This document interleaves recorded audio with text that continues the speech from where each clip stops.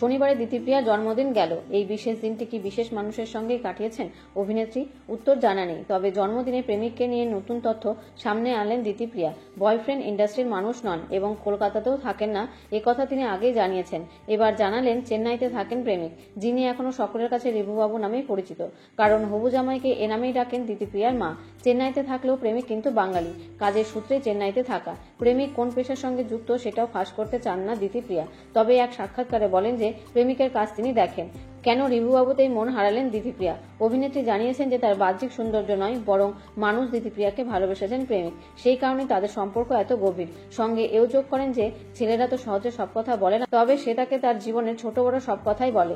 তার মধ্যে সে যে ওর নিরাপদ আশ্রয় খুঁজে পেয়েছে সেটাই তার কাছে বড় প্রাপ্তি। এর আগে এক সাক্ষাৎকারে দিতিপ্রিয়া জানিয়েছেন যে এটা তার প্রথম প্রেম নয়, এর আগেও তার জীবনে একটা প্রেম এসেছিল, তবে সেটা থাকেনি। সেটা হয়তো এক পক্ষ ছিল বা কোনোভাবে হয়নি, তবে সেটাও যে বাচ্চা বাচ্চা প্রেম ছিল এমনটা নয়, সেটাও সিরিয়াস ছিল। তবে হ্যাঁ, তিনি চিরকালই মনে করেন যে কমিটমেন্টটা রাখতে পারবেন সেটাতেই তিনি এগোবেন।